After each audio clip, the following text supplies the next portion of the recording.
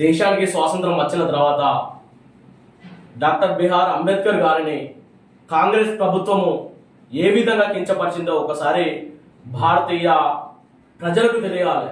ఎందుకంటే భారత రాజ్యాంగ నిర్మాత డాక్టర్ బిఆర్ అంబేద్కర్ గారు మరి రాసిన రాజ్యాంగం మరి ప్రపంచ దేశాలలో వెళ్ళి ఆ యొక్క దేశాలలో ఉన్న యొక్క ఆర్టికల్స్ని కానీ దానికి సంబంధించిన షెడ్యూల్స్ను కానీ మరి మన భారత రాజ్యాంగంలో పెట్టడం జరిగింది.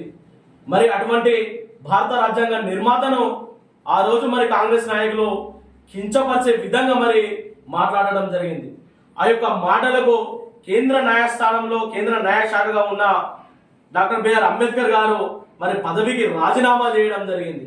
ఒక్కసారి నెహ్రూ ఎంత అవమానిస్తే ఎంత కోపం ఉంటే ఆ యొక్క దళితుల్ని అంత కోపంతో మరి చేసిండు కాబట్టి ఆ రోజు న్యాయశాఖగా ఉన్న మరి ఆ డాక్టర్ బిఆర్ అంబేద్కర్ గారు రాజీనామా చేయడం జరిగింది. ఒక్కసారి ఆలోచించాలి భారతీయ జనతా ప్రజలారా, మీరు కూడా నిజాలేంటియో తెలుసుకోవాలి.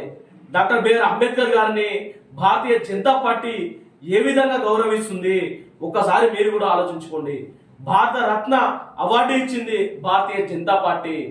ఆ రోజు మరి అటల్ బిహారీ వాజ్పేయి అదేవిధంగా పివి సింగ్ ప్రభుత్వం ఉన్నప్పుడు ఆ రోజు మరి ఎన్డీఏ నేతృత్వంలో భారత రత్న అవార్డు ఇచ్చింది మరి భారతీయ జనతా పార్టీ గౌరవంతో డాక్టర్ బిఆర్ అంబేద్కర్ గారికి ప్రదానం చేయడం జరిగింది. మరి ఆ రోజు 70 సంవత్సరాలు 50 సంవత్సరాలు పరిపాలించిన కాంగ్రెస్ పార్టీ ఎందుకు ఇవ్వలేదు? మరి ఒక్కసారి ఆ యొక్క పార్టీ నాయకులకే ఆ పార్టీకే మేము విజ్ఞప్తి చేస్తున్నాము.